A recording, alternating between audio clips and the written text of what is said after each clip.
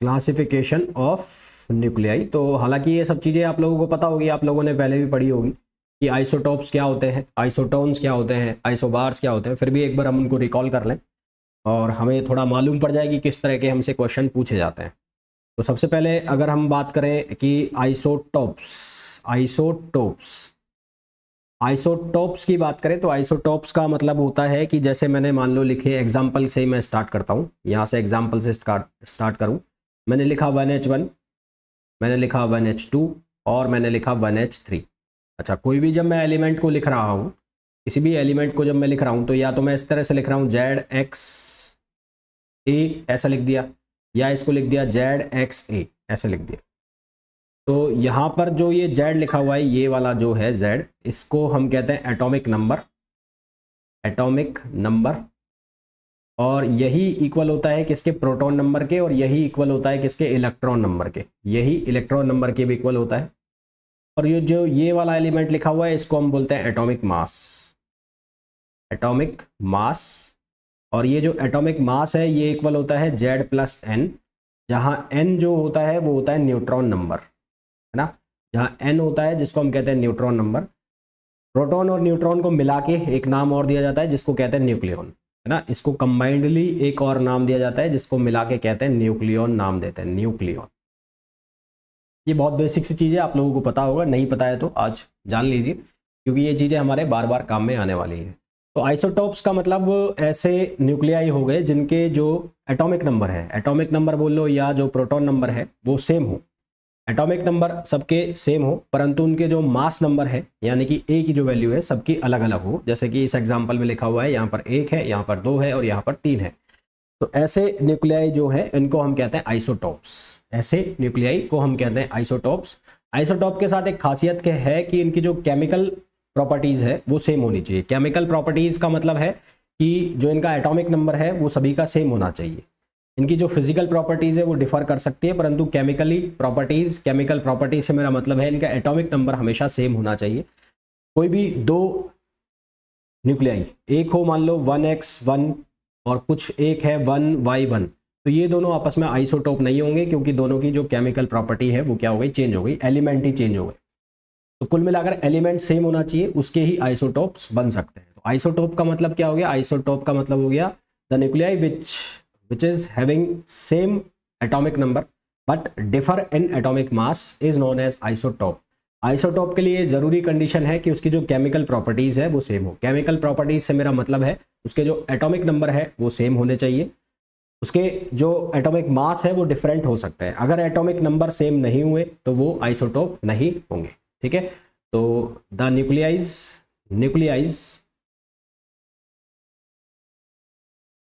Nuclei having same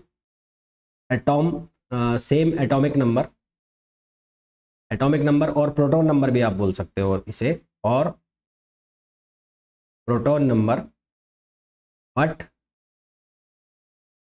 different atomic मास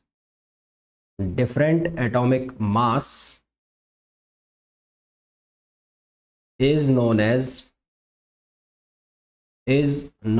isotope, isotope के लिए जरूरी कंडीशन क्या है कि इसकी जो केमिकल प्रॉपर्टीज है वो सेम होनी चाहिए, परंतु इनको जो फिजिकल प्रॉपर्टीज है वो डिफर करनी चाहिए। For isotopes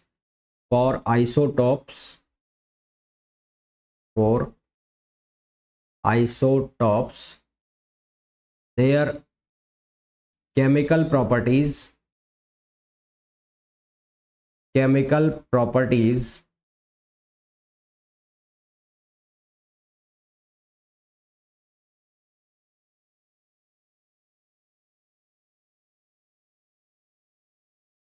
should be same,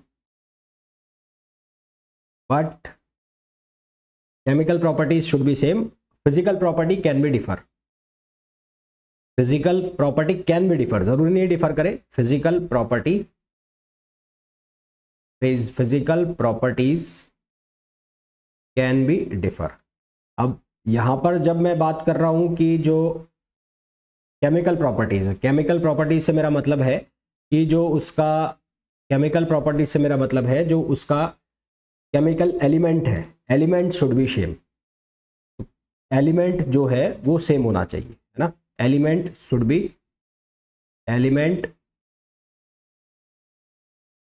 should be same. तो ये एक जरूरी कंडीशन है किसके लिए, आइसोटोप के लिए, ठीक है। तो ये तो बात हो गई किसकी, आइसोटोप की। नेक्स्ट आता है आइसोबार, नेक्स्ट आता है आइसोबार। आइसोबार का मतलब है कि जिसके एटॉमिक मास सेम हो जाए, जिसके एटॉमिक मास सेम हो जाए, एटॉमिक नंबर या प्रोटॉन नंबर डिफर कर सकते हो, तो उसको हम क्या कहते हैं, आइसोबार्स कहते हैं, ठीक है। Nuclei, nuclei having same atomic mass, same atomic mass but differ in atomic number, differ in atomic number is known as isobar, is known as isobars। Isobars के केस में अगर मैं एग्जांपल लेना चाहूँ, ठीक है, इन केस ऑफ आइसोबार अगर मैं एग्जांपल लेना चाहूँ, तो एग्जाम्पल के लिए हमारे पास कार्बन का अगर एग्जाम्पल लूँ मैं, तो कार्बन C614, और अगर मैं इसके साथ न्यूट्रॉन का एग्जाम्पल लूँ 7 न्यूट्रॉन 14, तो इन दोनों के एटॉमिक मास सेम है ना, यहाँ पर भी एटॉमिक मास 14 है और यहाँ पर भी एटॉमिक मास 14 है, परंतु अगर आप इसका प्रोटॉन नंबर देखें या एटॉमिक नंबर देखें, ये है 6 और इसका एटॉमिक नंबर देखें 7, तो क्योंकि इन दोनों के जो मास नंबर है वो सेम है, तो ये दोनों क्या कहलाएंगे, आइसोबार्स कहलाएंगे, ठीक है। ये दोनों क्या कहलाएंगे, आइसोबार्स। तो दो चीजें अभी तक हमने डिस्कस की, एक हमने डिस्कस किया आइसोटोप को, आइसोटोप का मतलब जिनके एटॉमिक नंबर सेम हो, प्रोटॉन नंबर सेम हो, मास, एटॉमिक मास डिफर कर सकते हैं, उनको हम कहते हैं आइसोटोप्स। और ऐसे जिनके केस में जिनके एटॉमिक मास सेम हो, आइसोबार्स के केस में एटॉमिक मास क्या है, सेम है, पर जिनके एटॉमिक नंबर क्या करते हो, डिफर करते हो, तो उनको हम क्या नाम देते हैं, उनको हम नाम देते हैं आइसोबार्स। थर्ड नंबर पे आता है हमारे पास आइसोटोन्स। आइसोटोन्स, देखो सबसे पहले हमने बात की आइसोटोप्स, फिर हम बात कर रहे हैं आइसोबार्स, और अब हम बात कर रहे हैं आइसोटोन्स। तो आइसोटोन मतलब जिनमें न्यूट्रॉन नंबर सेम हो, है ना, ऐसे जिनके जो न्यूट्रॉन नंबर है वो क्या हो, सेम हो, तो उनको हम क्या कहते हैं, आइसोटोन्स कहते हैं। तो न्यूक्लियाई हैविंग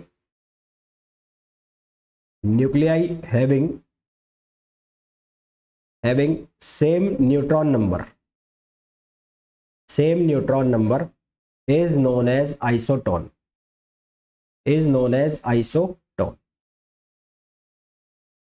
तो जैसे कि मैंने एग्जांपल लिया मैंने C613 और एक एग्जांपल ले लिया मैंने 7C और 14।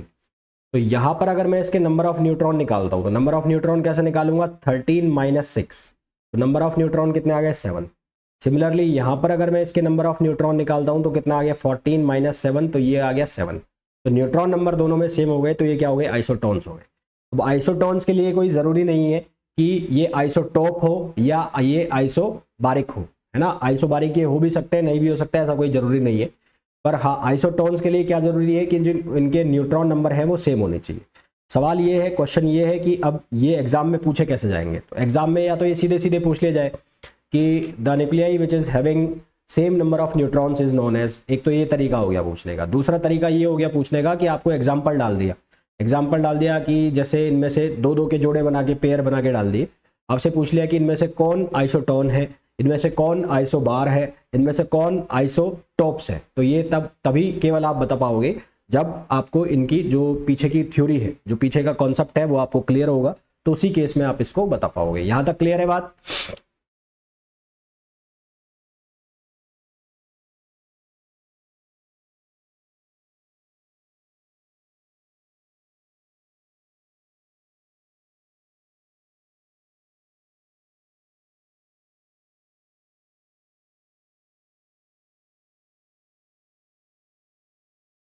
बोलिए भाई, यहां तक क्लियर है?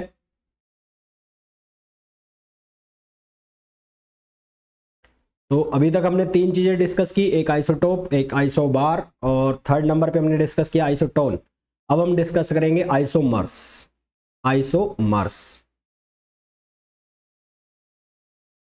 आइसोमर का मतलब होता है ऐसे न्यूक्लियाई जिनका एटॉमिक मास भी सेम हो और जिनका एटॉमिक नंबर भी सेम हो, पर वो डिफरेंट एनर्जी स्टेट में रहते हो। ठीक है, nuclei nuclei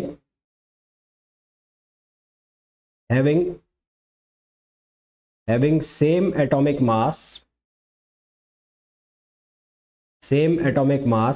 and same atomic number, same atomic mass and same atomic number, but they differ from one another, differ from one another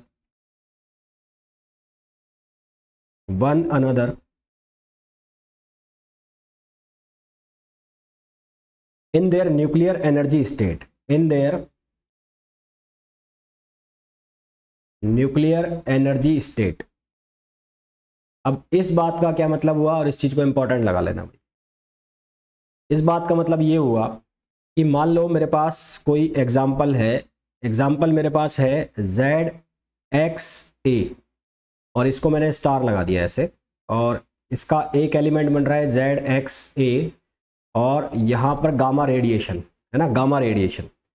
तो ये दोनों सेम एलिमेंट्स हैं, इनके एटॉमिक नंबर भी सेम है और इनके एटॉमिक मास भी सेम है, परंतु इनकी जो एनर्जी स्टेट है वो अलग अलग है। एनर्जी स्टेट अलग अलग होने का मतलब जैसे कि एक एनर्जी स्टेट ये है और एक एनर्जी स्टेट ये है। अब क्योंकि इस वाले एलिमेंट से ये वाला एलिमेंट बन रहा है, तो ये वाले एलिमेंट से ये वाला एलिमेंट बन रहा है, और इसके ट्रांजिशन में बाहर निकल रही है क्या, गामा रेज। तो ये एलिमेंट जो है वो है ZXA स्टार, और ये एलिमेंट है ZXA। क्योंकि ये इसके अंदर चेंज हो रहा है, तो दैट मीन्स कि ये कौन सी स्टेट में, अनस्टेबल स्टेट, और ये कौन सी स्टेट है, ये स्टेबल स्टेट। तो इन दोनों की जो एनर्जी स्टेट है वो चेंज हो गई।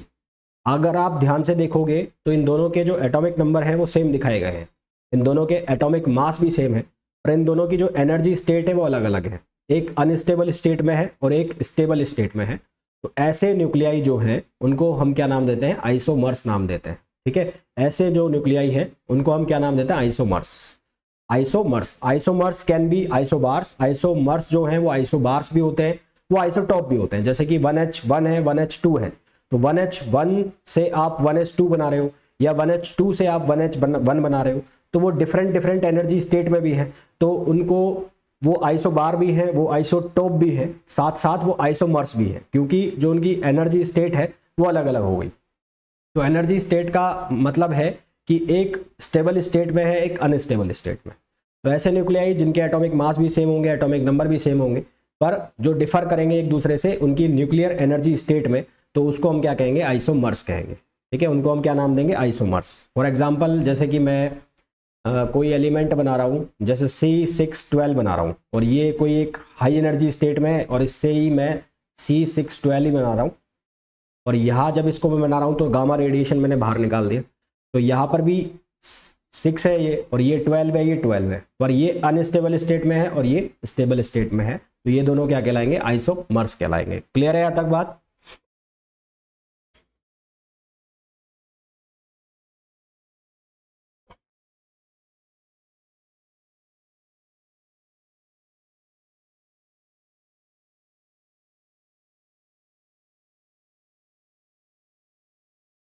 क्लियर है?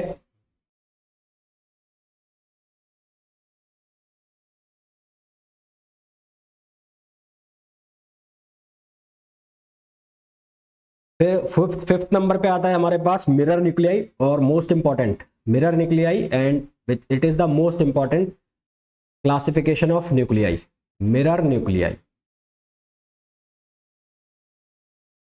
मिरर न्यूक्लियाई,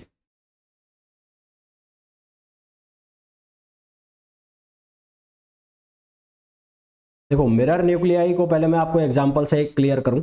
मेरे पास लिखा हुआ है 3Li7, एक लिखा हुआ है 3Li7, और एक लिखा है मेरे पास 4Be7, ये दो लिखे हुए हैं मेरे पास। आप इनको ध्यान से देखो, इन दोनों के एटॉमिक मास सेम है। अगर आप इनको ध्यान से देखोगे तो इसका एटॉमिक मास 7 है और इसका एटॉमिक मास 7 है। क्लियर? यहां पर इसका एटॉमिक नंबर है 3, और यहाँ पर इसका एटॉमिक नंबर है 4। यहाँ अगर देखोगे तो इसका न्यूट्रॉन नंबर आएगा 4 और यहाँ अगर इसको देखोगे तो न्यूट्रॉन नंबर आएगा इसका 3। ठीक है, इसका न्यूट्रॉन नंबर आएगा 3, ये न्यूट्रॉन नंबर है। तो यहाँ अगर इसका देखोगे तो इसका न्यूट्रॉन नंबर आएगा 3। तो अगर आप ध्यान से देखो तो इसका प्रोटॉन नंबर इसके न्यूट्रॉन नंबर के इक्वल है और इसका न्यूट्रॉन नंबर इसके प्रोटॉन नंबर के इक्वल है। तो ऐसे न्यूक्लियाई जिनके एटॉमिक मास सेम हो, ऐसे न्यूक्लियाई जिनके एटॉमिक मास सेम हो परंतु उनके जो एटॉमिक नंबर है और न्यूट्रॉन नंबर है, एटॉमिक नंबर और न्यूट्रॉन नंबर एक दूसरे से इंटरचेंज हो रहे हो, ऐसे न्यूक्लियाई जिनके एटॉमिक मास सेम हो परंतु उनके एटॉमिक नंबर और न्यूक्लियर नंबर न्यूट्रॉन नंबर एक दूसरे से इंटरचेंज हो रहे हो, यानी कि इसका एटॉमिक नंबर इसका न्यूट्रॉन नंबर और इसका न्यूट्रॉन नंबर इसका एटॉमिक नंबर इस तरह से अगर बन रहे हो तो उसको हम कहते हैं मिरर न्यूक्लियाई। ठीक है, तो nuclei having same mass number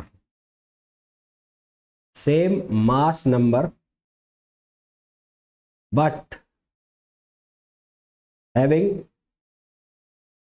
having proton and neutron number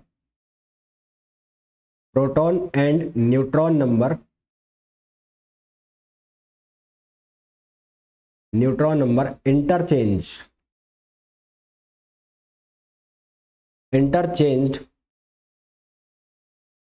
then the nuclei is called mirror nuclei। ठीक है, ये तो हो गई इसकी डेफिनेशन की बात। अब इसमें कुछ इंपॉर्टेंट चीजें मैं डिस्कस करूं तो जैसे यहाँ पर दोनों आप देख रहे हो न्यूक्लियाई, तो इन दोनों न्यूक्लियाई में आप देखोगे कि दोनों का जो एटॉमिक मास से है वो है सेम है। दोनों का एटॉमिक मास क्या है, सेम है। दोनों का एटॉमिक मास सेम है तो क्या हम इन्हें आइसोबार्स बोल सकते हैं, बिल्कुल बोल सकते हैं। तो मिरर न्यूक्लियाई जो है वो जितने भी मिरर न्यूक्लियाई हैं वो सारे के सारे आइसोबार्स होते हैं, पर सभी आइसोबार्स मिरर न्यूक्लियाई हो ऐसा कोई जरूरी नहीं है। तो ये पहला स्टेटमेंट निकल गया कि जितने भी मिरर न्यूक्लियाई होंगे all mirror न्यूक्लियाइज are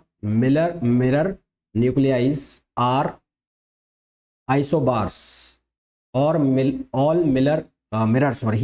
mirror nuclei are isobars but vice versa is not true। मतलब इस लाइन का मतलब क्या हुआ, इस लाइन का मतलब ये हुआ कि जितने भी मिरर न्यूक्लियाई है वो आइसोबार्स होंगे, पर जो आइसोबार्स है वो मिरर न्यूक्लियाई होंगे नहीं होंगे ये कोई ज़रूरी नहीं है। ठीक, पहला स्टेटमेंट आ गया। दूसरा स्टेटमेंट है for a pair of mirror nuclei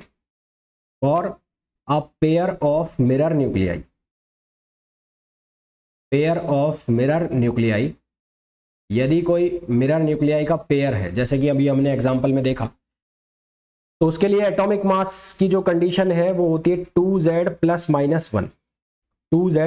minus one, और ये जो A है ये ऑलवेज ऑड होगा, A इज ऑलवेज ऑड। जैसे कि एग्जाम्पल की बात कर लूं, यहां लिखा हुआ है 3Li7 है ना, तो अगर मैं 3Li7 का केस ले लूं 3Li7, तो यहां पर अगर मेरे को एटॉमिक मास निकालना है, एटॉमिक मास कितना है, 7 है, ऑड आएगा हमेशा, ऑलवेज ऑड। तो 2z, तो 2z की वैल्यू कितनी होगी इस केस में 3, तो ये हो गया 3 2 जा 6। अब यहां पर प्लस माइनस 1 है तो यहां पर लिखा मैंने प्लस, और ये कितना हो गया 7, ये कितना हो गया 7। सेकंड चीज, दूसरा जो केस था वो कौन सा है, 4Be7। तो 4Be7 के केस में A की वैल्यू कितनी 2 और Z की वैल्यू कितनी हो गई 8, तो 4 दूनी 8। अब यहां पर करना पड़ेगा -1, तो ये कितना हो गया 7। दोनों का एटॉमिक मास क्या हो गया, सेम हो गया। तो दोनों का एटॉमिक मास का जो फॉर्मूला है वो इसके बराबर हो गया, A = 2Z + -1। तो वो आपको कन्वीनियंस के हिसाब से लेना है कि कब प्लस करना है कब माइनस करना है, वो आपको पता लग गया। और A की जो वैल्यू आएगी हमेशा ऑड आएगी। तो आपको ये चीज़ इंपॉर्टेंटली ध्यान रखनी है, अगर आपसे न्यूमेरिकल में या एक ऑब्जेक्टिव क्वेश्चन पूछ लिया जाए, mirror nuclei has always fill in the blanks atomic mass, option आ गया इवन एटॉमिक नंबर या even atomic mass, second option हो गया odd atomic mass, third option हो गया समटाइम्स इवन समटाइम्स ऑड, और फोर्थ ऑप्शन हो गया नन ऑफ द अबव। तो मिरर न्यूक्लियाई का जो एटॉमिक मास होगा वो हमेशा ऑड होगा। मिरर न्यूक्लियाई का एटॉमिक मास जो होगा हमेशा क्या होगा, ऑड में आएगा। ठीक है, पहली चीज ये आ गई।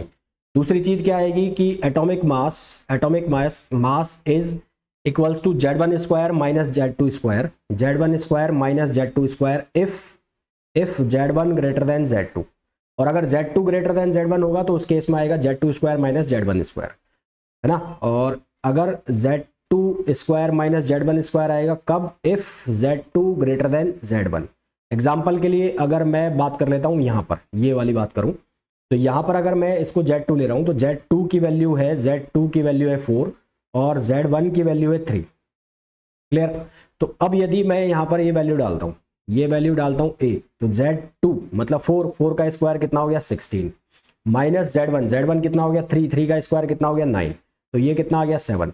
यानी कि जो इनका एटॉमिक मास है वो किसके स्क्वायर के डिफरेंस के बराबर होगा, जो इनके एटॉमिक नंबर है उनके स्क्वायर के डिफरेंस के बराबर होगा। और ये फॉर्मूला बन गया एक, तो ये भी एक एटॉमिक जो मिरर न्यूक्लियाई है उसके लिए इंपॉर्टेंट फार्मूला बन गया, ये भी एक इंपॉर्टेंट वो बन गया फार्मूला। अच्छा, फिर एक चीज स्पेशली इसमें क्या ध्यान से देखो, इन दोनों का जो एटॉमिक नंबर है उन दोनों के बीच में डिफरेंस हमेशा 1 का होगा, है ना।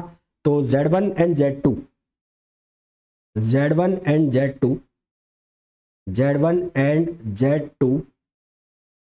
differ always by 1, Z1 and Z2 differ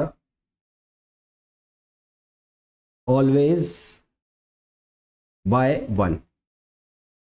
मतलब क्या हुआ इस चीज का, Z1 minus Z2 equals to 1। आप करके भी देख सकते हो, ये हम मॉड लगा रखा है मैंने मॉड। तो मिरर न्यूक्लियाई जो होंगे उनके एटॉमिक नंबर में हमेशा 1 का डिफरेंस होगा। तो मिरर न्यूक्लियाई की जब भी बात होगी तो इससे बहुत सारे क्वेश्चन निकल सकते हैं। क्वेश्चन कैसे निकल सकते हैं कि मिरर न्यूक्लियाई क्या होता है, ये डेफिनेशन वाइज हो गया। फिर आपसे पूछ लिया कि which one of the following relation is correct for mirror nuclei, ऐसी कोई भी इक्वेशन आपको दे दी वो पूछ ली ऐसी। फिर आपसे पूछ लिया कि मिरर न्यूक्लियाई का एटॉमिक मास हमेशा होता है, फर्स्ट ऑप्शन हो गया ऑड, सेकंड ऑप्शन हो गया इवन, थर्ड ऑप्शन कुछ भी डाल दिया हमेशा इवन ऑड, और fourth option none of the above. फिर ये इक्वेशंस पूछ ली। तो मिरर न्यूक्लियाई में आप दुनिया जान के क्वेश्चन बना सकते हैं। क्लियर है यहाँ तक बात।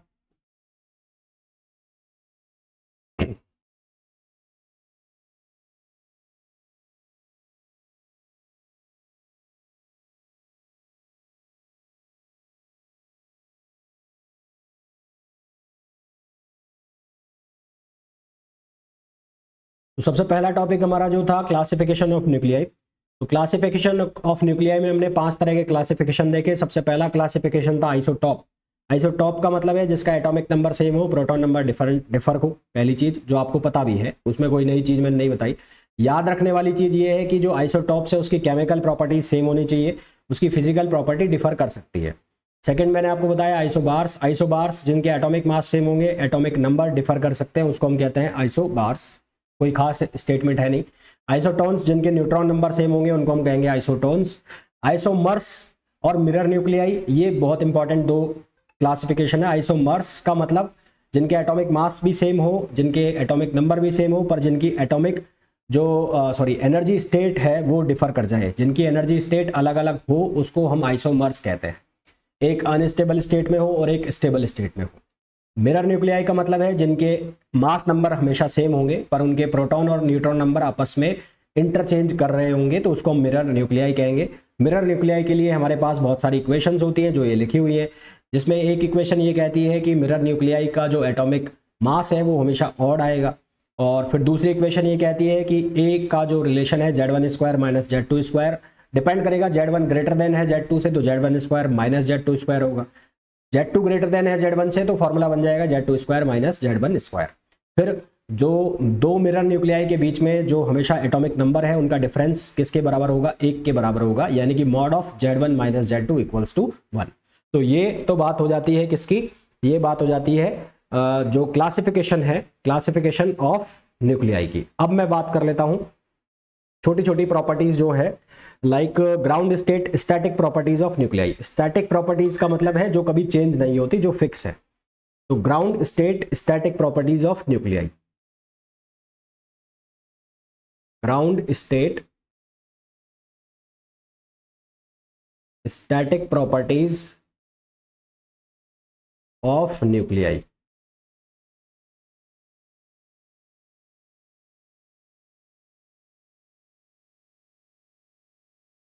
देखो, तो ग्राउंड स्टेट स्टैटिक प्रॉपर्टी में सबसे पहले क्या आएगा, मास। मास की बात कर लेते हैं।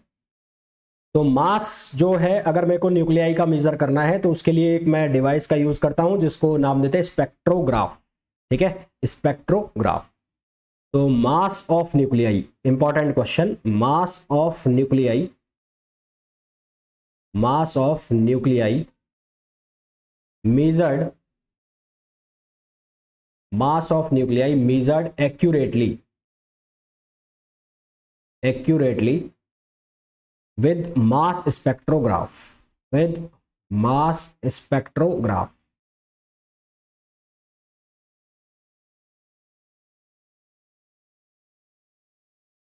और मास स्पेक्ट्रोग्राफ को सबसे पहले बनाया था किसने, नीलसन ने 1919 में। ठीक है, सेकंड प्रॉपर्टी है इसकी, मास स्पेक्ट्रोग्राफ का यूज किया जाता है न्यूक्लियाई के मास को मेजर करने के लिए, न्यूक्लियर मास को, है ना, एटॉमिक मास नहीं, न्यूक्लियर मास। एटॉमिक मास एक डिफरेंट चीज है, न्यूक्लियर मास एक अलग चीज है। तो न्यूक्लियर मास को मेजर करने के लिए यहाँ पर मास ऑफ न्यूक्लियाई का मतलब है न्यूक्लियर मास। न्यूक्लियर मास को मेजर करने के लिए जो हम डिवाइस यूज करते हैं उसको हम कहते हैं स्पेक्ट्रोग्राफ, मास स्पेक्ट्रोग्राफ। मास को हम अलग अलग यूनिट्स में मेजर कर सकते हैं। तो मास can be expressed in different units, mass can be expressed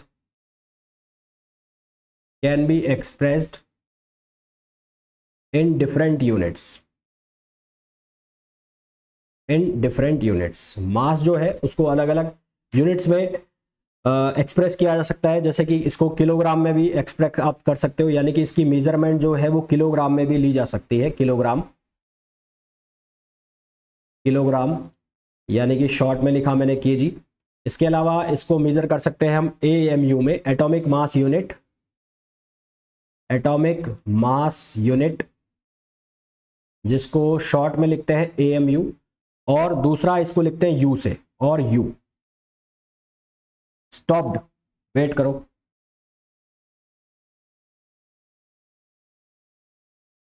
एक मिनट रुको। हाँ 12 होगा, अभी चेक करो, अभी चेक करो।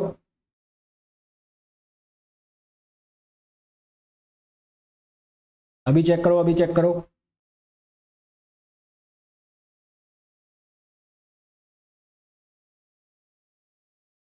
ठीक, तो एटॉमिक मास यूनिट और यू, एक यूनिट होती है इसकी यू, एक यू मेजर करते हैं यू में। यू का मतलब होता है unified atomic mass unit, unified atomic mass unit. फिर होता है एक रिलेटिविस्टिक यूनिट, रिलेटिविस्टिक यूनिट, एक होता है रिलेटिविस्टिक यूनिट। रिलेटिविस्टिक यूनिट जो है उसको हम मेजर करते हैं mega electron volt upon C square, mega electron volt upon C square. तो ये तीन जनरली हम जो यूनिट्स हैं इनमें मास को मेजर करते हैं। अब इनका मतलब क्या क्या होता है, जिसमें किलोग्राम का मतलब है वो इजीली नॉर्मली आपको पता होगा, किलोग्राम में मास मेजर होता है।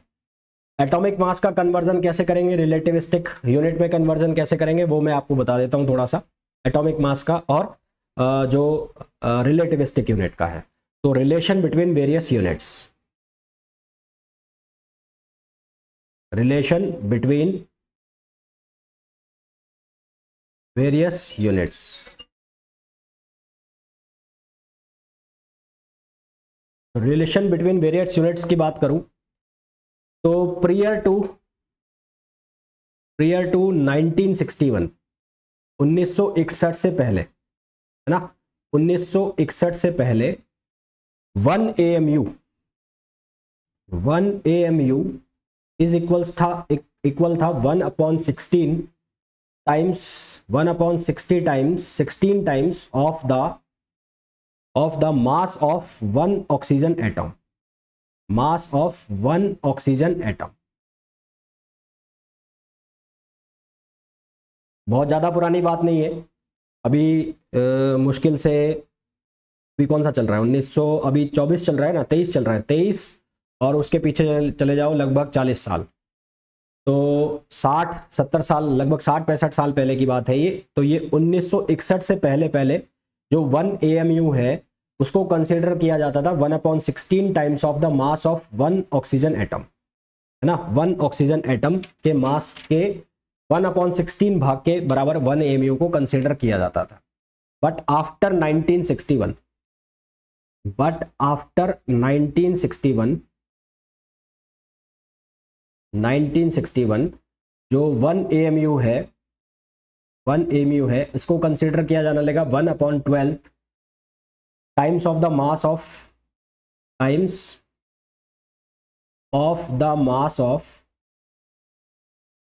Mass of carbon atom, 1 carbon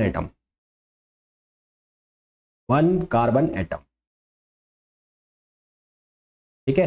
तो 1961 से पहले जो 1 AMU है उसकी कंपैरिजन की जाती थी, उसकी वैल्यू निकाली जाती थी ऑक्सीजन के बेसिस पे।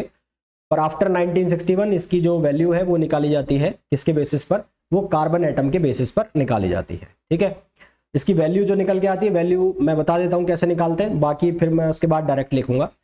तो 1 मोल ऑफ जो कार्बन 12 एटम है, 1 मोल, देखो 1 मोल जो है 1 मोल, n इक्वल्स टू 1 मोल, तो ये हो गया n/Na, Na का मतलब हो गया अवोगाद्रो नंबर। तो 1 मोल ऑफ कार्बन एटम में जो नंबर ऑफ एटम्स हो जाएंगे वो किसके इक्वल हो जाएंगे, अवोगाद्रो नंबर के इक्वल हो जाएंगे। तो 1 mole of carbon 12 atom has molecules equal to कितना हो जाएगा, अवोगाद्रो नंबर, और अवोगाद्रो नंबर कितना होता है 6.023 इंटू 10^23, 1 मोल में हो जाएंगे, है ना।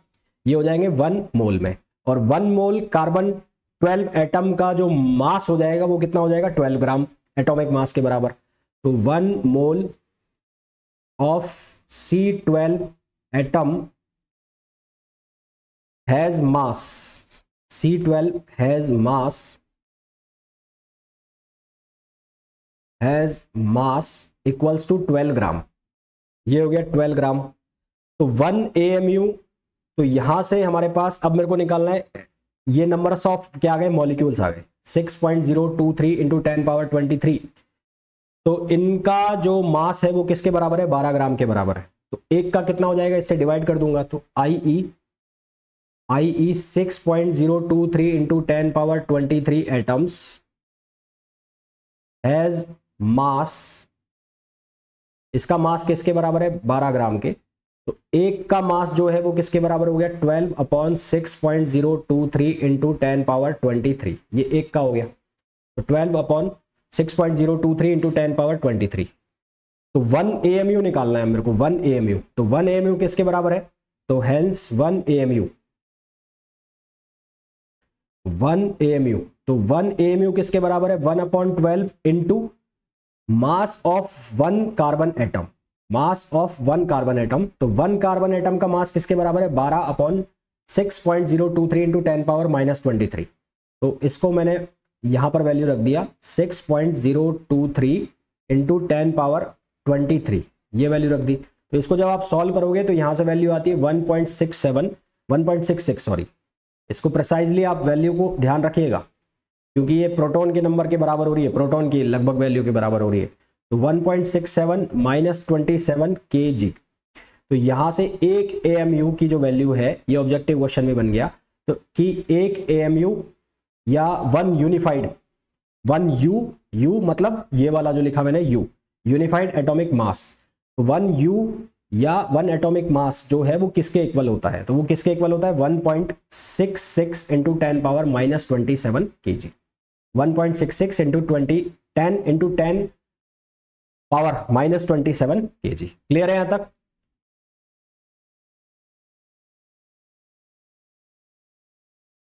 तो मैं ये कह रहा था कि 1961 के पहले जो 1 AMU है उसका कंपैरिजन किया जाता था 1 ऑक्सीजन एटम से, ये एक क्वेश्चन है। बट ऑफ आफ्टर 1961 इसका कंपैरिजन किया जाने लगा 1 कार्बन एटम से। अगर मैं नंबर ऑफ मोल ले लूँ 1, तो 1 मोल के अंदर नंबर ऑफ जो कार्बन एटम्स हैं, ना, number of carbon atoms has molecule equal to 6.023 into 10⁻23, और 1 मोल कार्बन 12 का जो मास होगा वो 12 ग्राम होगा। तो अगर मैं ये कहूँ कि 6.023 इंटू 10⁻23 एटम्स का मास है 12 ग्राम, तो एक कार्बन एटम का मास जो होगा वो 12/6.023 इंटू 10⁻23 होगा। तो 1 AMU अगर हमें फाइंड आउट करना है तो 1 AMU का फॉर्मूला क्या है, 1/12 into mass of 1 carbon atom. 1 carbon atom का मास हमने निकाल लिया और इसकी यहाँ वैल्यू सब्सटीट्यूट की, तो हमारे पास 1 AMU की वैल्यू बन के आ गई है। और 1 AMU किसके इक्वल होता है, 1.66 इंटू 10⁻27 kg। यहाँ तक बात क्लियर रहेगी। ये आपको याद रखना है क्योंकि जब आप न्यूमेरिकल्स करेंगे अगर आएंगे तो उनमें ये कन्वर्जन्स आपको सीधे सीधे याद रखने हैं। 1.66 इंटू 10⁻27 kg ये इक्वल है 1 यूनिफाइड एटॉमिक मास यूनिट के या फिर 1 AMU के। सेकंड जो कन्वर्जन आता है वो आता है एनर्जी यूनिट्स में। पहला तो हमने AMU में कन्वर्जन देखा, फिर आता है एनर्जी यूनिट्स में। इन एनर्जी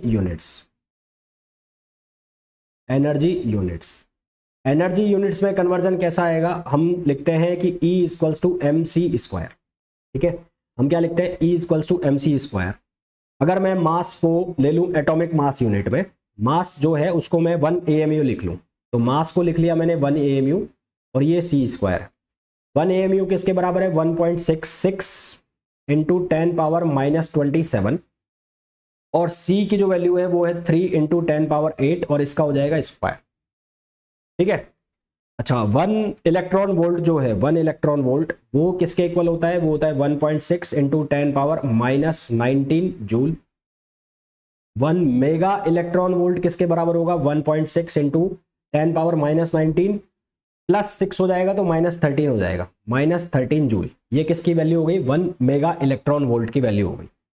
तो अब अगर मेरे को AMU इंटू c² को कन्वर्ट करना है मेगा इलेक्ट्रॉन वोल्ट में, तो इसको कैसे कन्वर्ट करूं, 1.66 इंटू 10⁻27 इंटू 3 इंटू 10⁸ स्क्वायर, और इसको मैं डिवाइड कर देता हूं 1.6 इंटू 10⁻13 से, तो ये कन्वर्ट हो गया मेगा इलेक्ट्रॉन वोल्ट में, मेगा इलेक्ट्रॉन वोल्ट। तो यहां से जब मैं इसको पूरे को सॉल्व करता हूं, ये वैल्यू को जब मैं सॉल्व करता हूं तो मेरे पास एक वैल्यू आती है 931.5।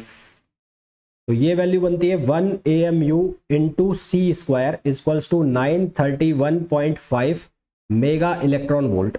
यहां से मैं लिख सकता हूं कि 1 AMU इक्वल होता है 931.5 mega electron volt upon c² के।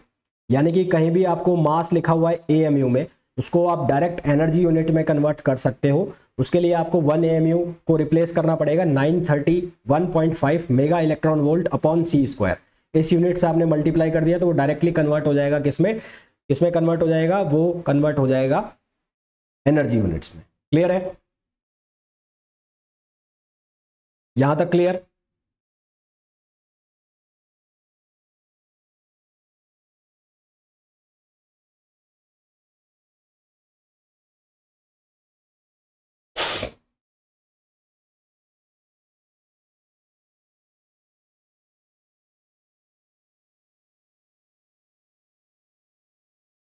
अब हमें कई बार डायरेक्टली प्रोटॉन के, न्यूट्रॉन के और जो बोलते हैं उसको इलेक्ट्रॉन, उसका AMU में हमें डायरेक्टली मास पूछ लिया जाता है कि which one of the following is correct value of mass of electron.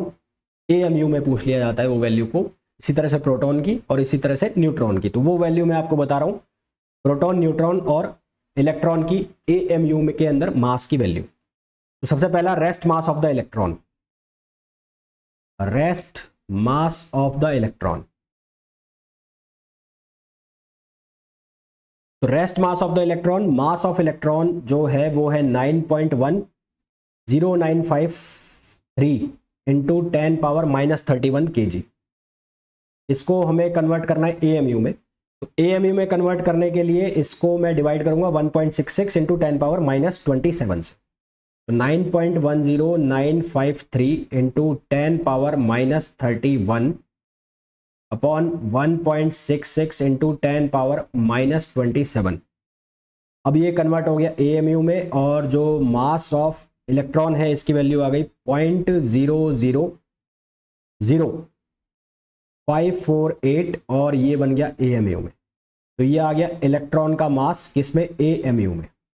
इसी तरह से हम निकाल सकते हैं किसका मास of electron, mega electron volt upon C square में, यानी कि एनर्जी यूनिट्स में भी इसका मास हम निकाल सकते हैं। तो वो 931.5 से मल्टीप्लाई कर देंगे तो वो एनर्जी यूनिट्स में से भी इसका मास हो जाएगा। सिमिलरली यदि हम मास निकालना चाहें प्रोटॉन का, तो प्रोटॉन का जो मास निकालना चाहें तो प्रोटॉन का मास आएगा हमारे पास 1.007 27647 ये AMU में, 1.007 ये किसमें, AMU में। और इसी तरह से अगर हम न्यूट्रॉन का निकालना चाहें तो मास ऑफ न्यूट्रॉन ये किसके इक्वल आएगा, ये आएगा 1.008 और 665 AMU। आप यहां से ये नहीं बोलोगे कि मास ऑफ प्रोटॉन और मास ऑफ न्यूट्रॉन बराबर है, आप इनको लगभग बराबर बोल सकते हो, लगभग बराबर, पर ये एग्जैक्टली इक्वल नहीं है। एग्जैक्टली इक्वल नहीं है, क्यों नहीं है, क्योंकि यहां पर आ रहा है 727 तो यहां पर आ रहा है 866। तो मास ऑफ प्रोटॉन और मास ऑफ न्यूट्रॉन एग्जैक्टली एक दूसरे के इक्वल नहीं है, इनको लगभग बराबर हम कह सकते हैं। और ये जो मास मैंने लिखे हैं ये किस में लिखे हैं, AMU के अंदर लिखे हैं। यहां तक बात क्लियर है भाई?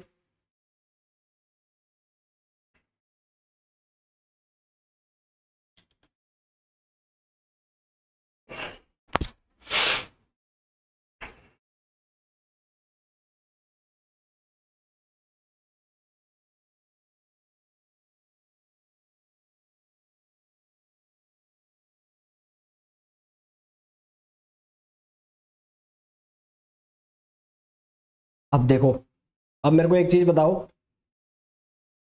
हाइड्रोजन एग्जाम्पल, हाइड्रोजन एटम का एग्जाम्पल मैं ले रहा हूं। ये है हाइड्रोजन एटम का न्यूक्लियस, ये न्यूक्लियस है। ये न्यूक्लियस किसका है, हाइड्रोजन एटम का है, H, और इसके बाहर एक इलेक्ट्रॉन चक्कर मार रहा है। तो ये पूरा कंबाइंडली कहलाएगा हाइड्रोजन एटम। ये न्यूक्लियस है। तो हाइड्रोजन जो एटम है, एटम का मास दो चीजों से मिलकर बना है। हाइड्रोजन एटम का जो मास है, mass of hydrogen atom, mass of hydrogen atom, ये दो चीजों से मिलकर बना है। एक तो mass of hydrogen nucleus plus mass of electron. Is it clear भाई? जो एटॉम है वो दो चीजों से कंबाइंड होकर बन रहा है, एक इलेक्ट्रॉन का मास है और एक न्यूक्लियस का मास है। मैंने सिंपली एक हाइड्रोजन एटम का इसलिए लिया है क्योंकि उसमें साफ साफ दिख रहा है एक इलेक्ट्रॉन है और एक न्यूक्लियस पड़ा है। यहां तक बात क्लियर है?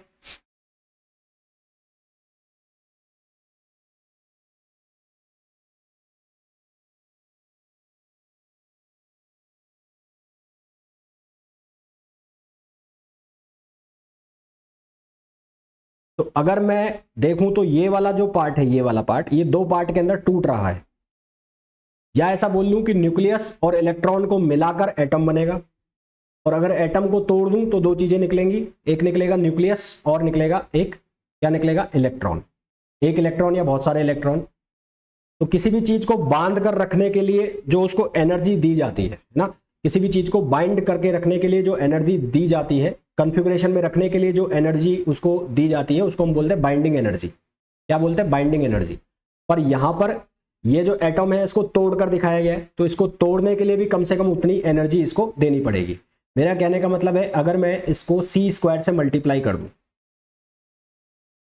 C स्क्वायर, और यहां पर भी मैंने MH न्यूक्लियस प्लस ME और इसको C स्क्वायर से मल्टीप्लाई कर दिया, माइनस लिख लिया मैंने BE। BE का मतलब है बाइंडिंग एनर्जी। बाइंडिंग एनर्जी जो इसको एटम को न्यूक्लियस और इलेक्ट्रॉन में तोड़ने के लिए जो एनर्जी निकली होगी बाहर, तो वो एनर्जी कौन सी है? Binding energy. तो ये है बाइंडिंग एनर्जी, बाइंडिंग एनर्जी। तो यहां से बाइंडिंग एनर्जी की जो वैल्यू है, क्या मैं उसको ऐसे लिख सकता हूं, बाइंडिंग एनर्जी इक्वल्स टू, ये सब इधर ले आऊं उठा के, तो ये बन गया mass of hydrogen nucleus plus mass of electron minus mass of hydrogen atom. ये मैं हाइड्रोजन का एग्जांपल ले रहा हूं इसलिए हाइड्रोजन है, अगर इसकी जगह कोई और अदर एलिमेंट होता तो उसकी जगह वो एलिमेंट का नाम आ जाता, यानी कि मास ऑफ, मान लो एक्स एलिमेंट है तो x nucleus plus mass of electron minus mass of x atom, और ये क्या हो जाएगा सी स्क्वायर। इज इट क्लियर और नॉट?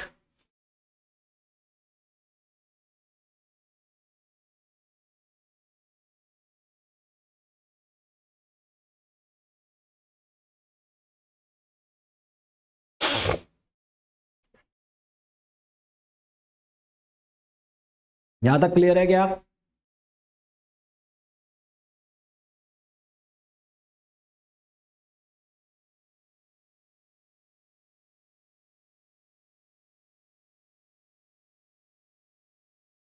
अब देखो क्लियर है। अच्छा जी, तो अब एक चीज मेरे को बताओ,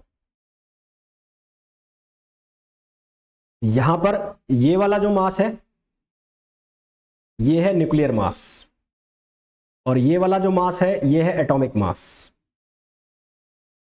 ये है न्यूक्लियर मास और ये वाला जो मास है ये है एटॉमिक मास। अब इन दोनों के बीच में क्या रिलेशन होता है वो मैं बताता हूं तुम्हें। Relation between atomic and nuclear mass. मैंने आपको यहां पर ये बताया कि जो एटम है वो दो चीजों से मिलकर बना है, एक न्यूक्लियस और एक इलेक्ट्रॉन। न्यूक्लियस के अंदर दो चीजें रहती हैं, न्यूक्लियस के अंदर दो चीजें हैं, कौन कौन है? प्रोटॉन और neutron, proton and neutron. Proton and neutron combinedly known as nucleons, इनको हम क्या नाम देते हैं? न्यूक्लियॉन्स। यानी कि मैं ये कह सकता हूं कि एक एटम का जो मास है वो दो चीजों से मिलकर बना है, एक न्यूक्लियॉन का मास और फिर इलेक्ट्रॉन का मास। हाइड्रोजन के केस में नंबर ऑफ इलेक्ट्रॉन एक है, क्योंकि हाइड्रोजन का जो एटॉमिक नंबर है वो 1 है, यानी कि जेड की वैल्यू 1 है। अगर कोई एलिमेंट होता, लेट सपोज कार्बन है, तो कार्बन का एटॉमिक नंबर 6 है, तो उसमें एटॉमिक नंबर कितना आता? 6। तो जो एटॉमिक मास है वो एटॉमिक मास किसके बराबर हो गया? एटॉमिक मास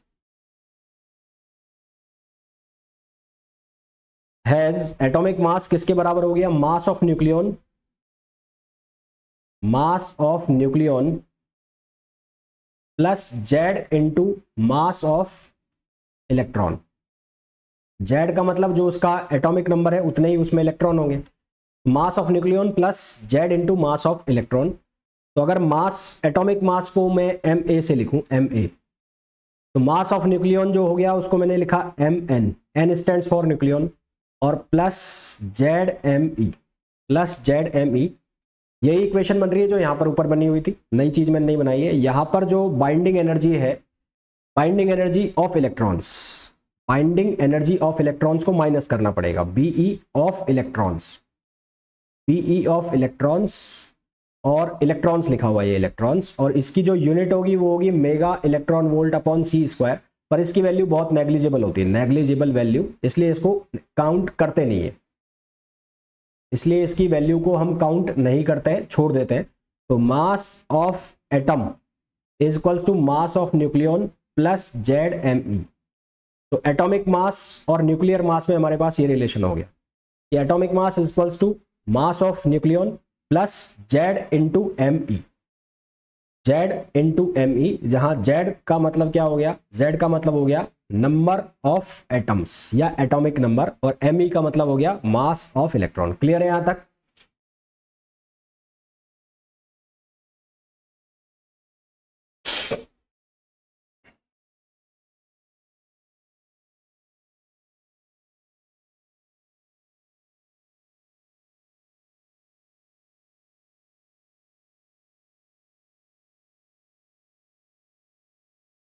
अब देखो दो चीजें होती है, एक होता है एटॉमिक मास और एक होता है एटॉमिक वेट।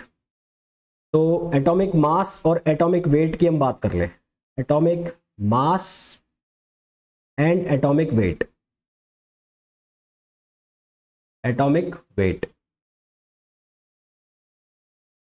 सबसे पहले मैं बात करूंगा एटॉमिक मास की। तो एटॉमिक मास को मेजर करने के लिए हम जो डिवाइस यूज करते हैं उसको हम कहते हैं मास स्पेक्ट्रोग्राफ।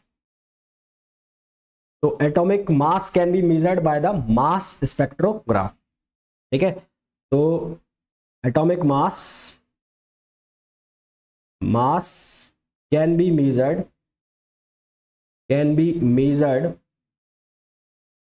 by mass spectrograph. इसकी वैल्यू को हम मास स्पेक्ट्रोग्राफ से मेजर कर सकते हैं। किसकी वैल्यू को? एटॉमिक मास को। एटॉमिक मास की जो वैल्यू है लगभग उसके एटॉमिक मास नंबर के बराबर होती है ना। Atomic mass, value of atomic mass nearly equals to या अप्रोक्सीमेटली इक्वल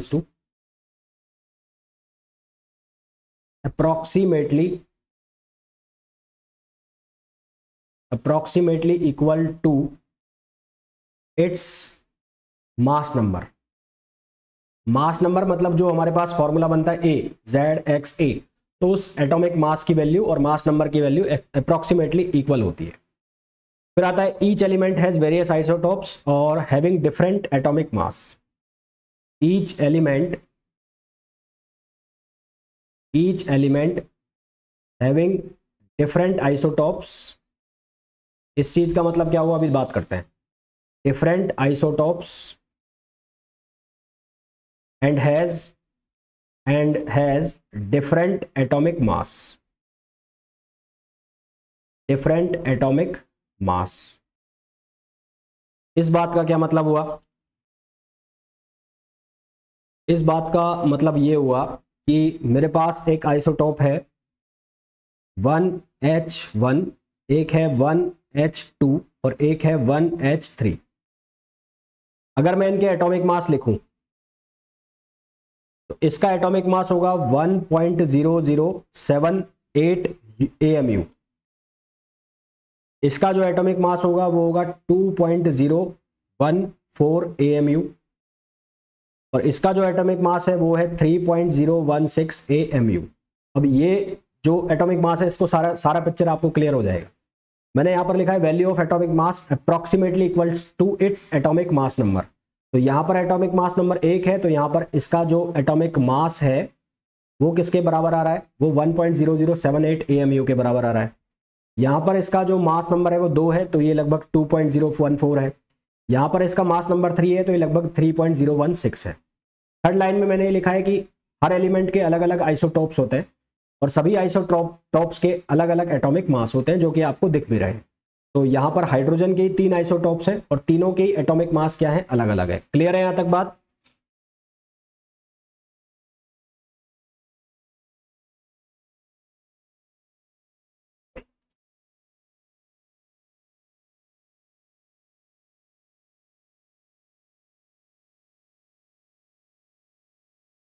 क्लियर है?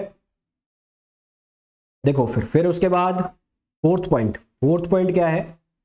यहां पर मैंने लिखा है each element having different isotopes and has different atomic mass but relative abundance of each isotope is different in nature।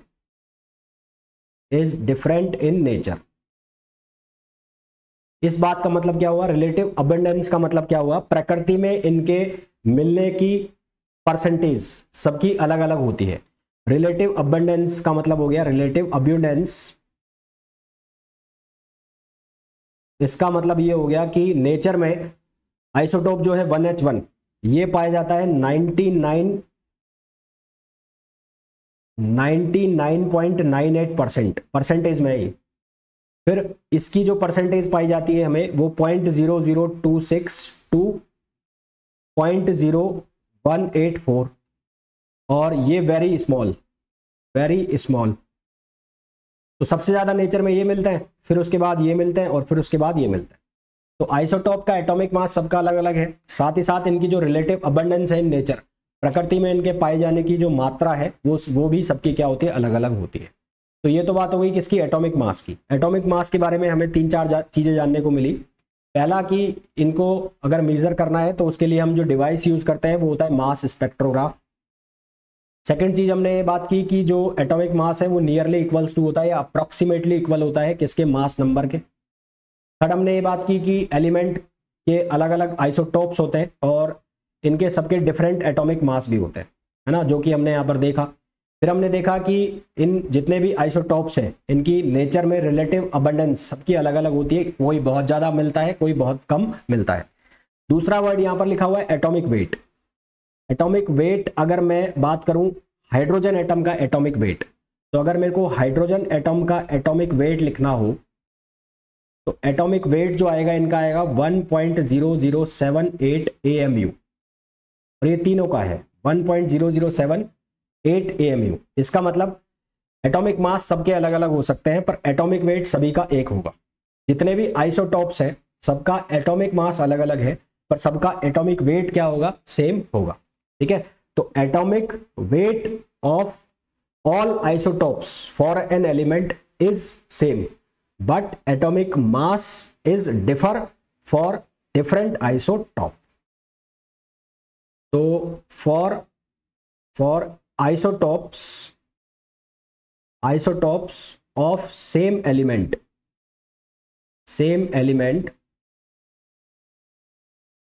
atomic weight would be same. Atomic weight would be same. Atomic weight जो होगा वो हमेशा same होगा, परंतु जो atomic मास है सभी isotopes के वो अलग अलग होंगे। इस बात को आपको इंपॉर्टेंट लगा लेना है। ठीक है, चाहे 1H1 हो, चाहे 1S2 हो, चाहे 1S3 हो, इन सबके एटॉमिक वेट सेम आएंगे, एटॉमिक मास अलग अलग हो सकते हैं। ठीक, यहां तक बात क्लियर है?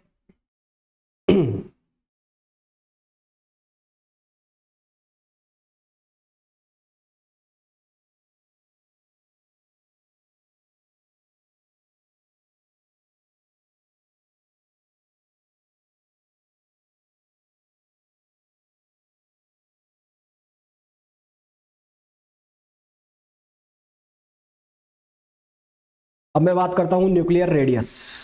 न्यूक्लियर रेडियस के पहले मैं न्यूक्लियर के साइज की बात करूं, न्यूक्लियस साइज या न्यूक्लियर साइज। तो न्यूक्लियर का साइज की अगर मैं बात करूं तो very small size,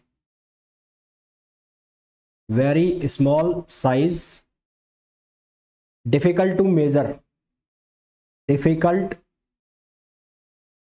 to measure, various scattering experiment were performed,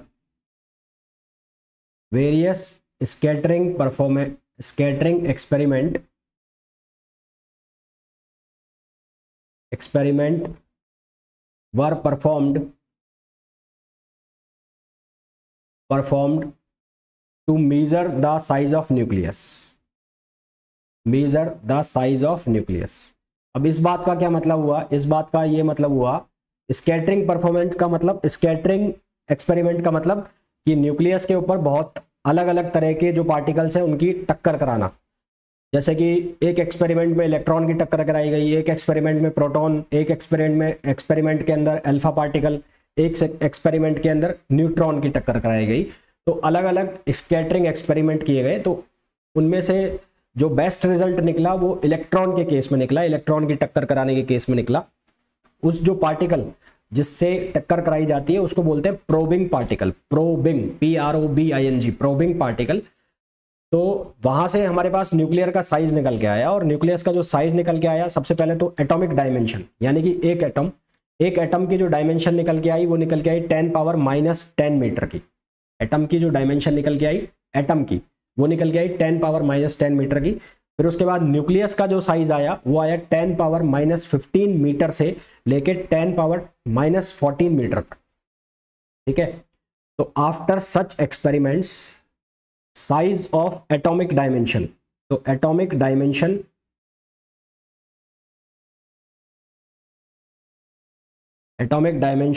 is the order of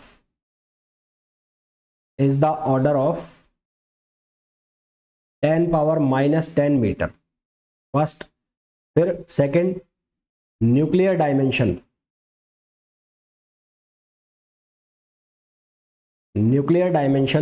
of the order of is the order of आएगा, sorry, is the order of 10⁻⁻15 metre to 10⁻⁻14 metre.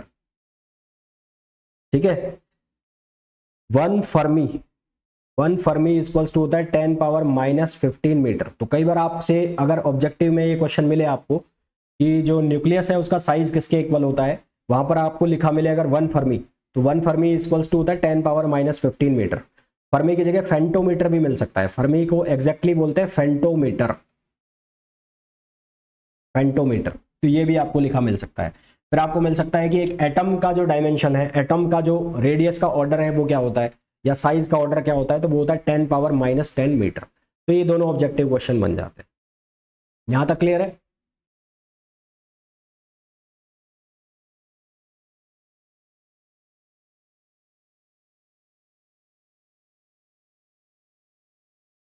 अटक गया? नहीं चल रहा है?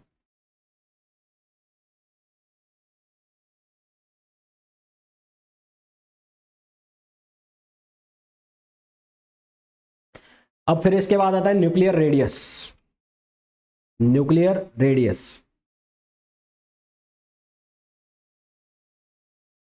तो न्यूक्लियस की ऐसा कोई बाउंड्री तो है नहीं, शार्प बाउंड्री तो इसकी है नहीं। तो न्यूक्लियस की जो रेडियस है उसको मेजर करने के लिए हम यूज करते हैं न्यूक्लियर डेंसिटी का। Since nucleus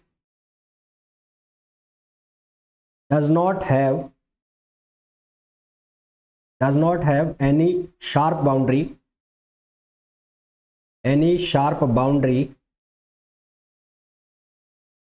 hence we use nuclear density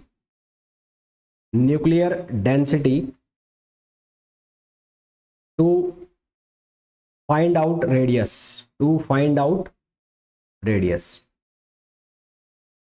तो इसको हम कैसे यूज करते हैं? न्यूक्लियर डेंसिटी जो है उसके लिए हम एक रिलेशन यूज करते हैं। न्यूक्लियर डेंसिटी को लिखता हूं मैं रो, तो रो आर का मतलब है रेडियस। तो वेरी हाई कब होगी? जब आर की वैल्यू लेस देन आर होगी। यानी कि डेंसिटी, अगर ये न्यूक्लियस है और ये न्यूक्लियस की रेडियस है, और ये पास वाले एटम से जो पैक्ड है, मतलब जो न्यूक्लियॉन्स है पैक पड़ा हुआ है पूरा, तो ये वेरिएबल डिस्टेंस है आर, स्मॉल आर। तो यदि small R less than capital R है तो जो डेंसिटी है, यानी कि इसके बिल्कुल पास जो होगा, सेंटर के बिल्कुल पास है, तो डेंसिटी यहां पर हाई होगी। और वेरी लेस या वेरी लो कब? जब आर की जो वैल्यू है वो ग्रेटर देन आर हो जाएगी, यानी कि जो आर है वो इससे बाहर निकल जाएगा या इसके पास भी पहुंचेगा, तो यहां पर यानी कि बाउंड्रीज पर यहां पर डेंसिटी क्या हो जाएगी? बहुत कम हो जाएगी।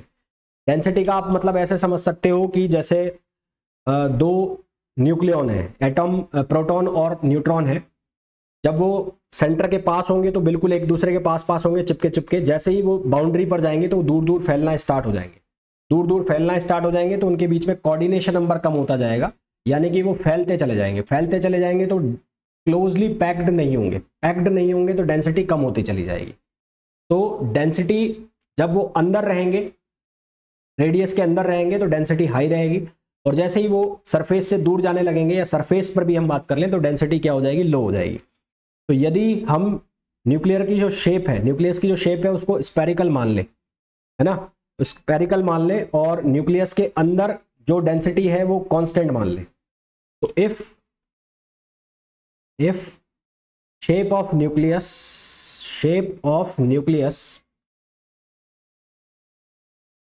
इज स्फेरिकल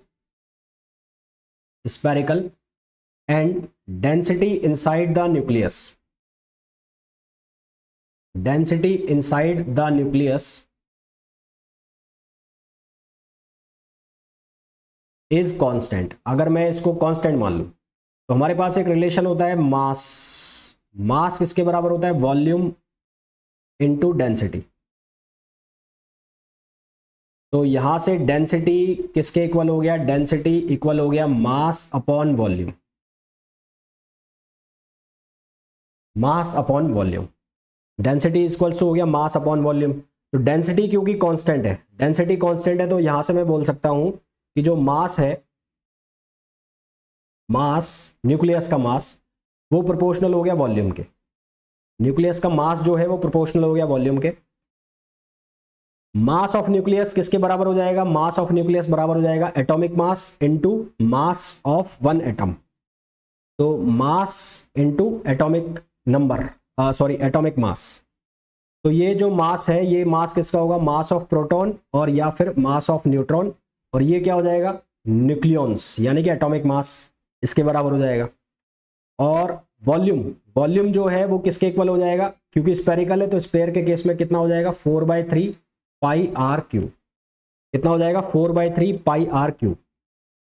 तो यहां से अगर मैं इसको देखता हूं ध्यान से तो यहां से मेरे को दिख रहा है आर प्रोपोर्शनल टू क्या आ रहा है, ए पावर 1/3, मतलब ये सब चीजें कांस्टेंट है तो आर प्रोपोर्शनल आ रहा है ए पावर 1/3। और ये प्रोपोर्शनलिटी का निशान हटेगा, या ये जितनी भी वैल्यूज है इनको मैं वैल्यू के साथ इनकी वैल्यू रख के 4/3 पाई की वैल्यू रख के एम की वैल्यू रख के, और जब यहाँ पे मैं सॉल्व करता हूँ तो यहाँ पर मेरे पास आता है R equals to R not A power 1/3। ये है न्यूक्लियस की रेडियस निकालने का फॉर्मूला, इंपॉर्टेंट फॉर्मूला है, इसके ऊपर क्वेश्चन भी बन जाते हैं, इंपॉर्टेंट फॉर्मूला। और अगर आपका न्यूक्लियर फिजिक्स में क्वेश्चंस पूछे जाएंगे, इस बार आए भी थे, तो इसी फॉर्मूला के ऊपर क्वेश्चन निकलते हैं ना। तो न्यूमेरिकल्स जो है वो यहीं से निकलेंगे, न्यूमेरिकल्स जो हैं जितने भी हैं वो यहीं से निकलेंगे। आर नॉट का मतलब है इसकी वैल्यू फिक्स होगी 1.2 फर्मी होगी, आर नॉट जो है इसकी वैल्यू जो है, आर नॉट इसकी वैल्यू 1.2 फर्मी से लेकर और 1.3 फर्मी तक फिक्स होगी, अलग अलग केस में अलग अलग होगी। यहां तक बात क्लियर है।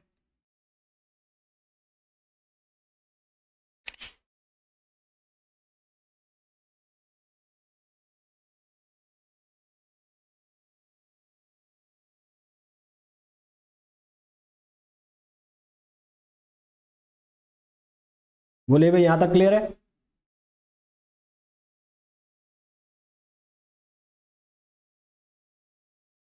तो आज का जो हमारा लेक्चर था इसमें हमने एक तो ये देखा कि क्लासिफिकेशन क्या था, उसके बाद बेसिक प्रॉपर्टीज। कल भी हमारा लेक्चर प्रॉपर्टीज के ऊपर ही रहेगा, और उसके पहले हम कुछ क्वेश्चंस भी करेंगे, जो हमने रेडियस का फॉर्मूला पढ़ा है इसके ऊपर कुछ क्वेश्चंस करेंगे पहले, उसके बाद आगे वाली जो प्रॉपर्टीज है उनको डिस्कस करेंगे। बहुत ही आसान सा जो है ये पोर्शन होने वाला है तुम्हारा न्यूक्लियर फिजिक्स का, बहुत बहुत बिल्कुल भी टफ नहीं पढ़ने वाला है।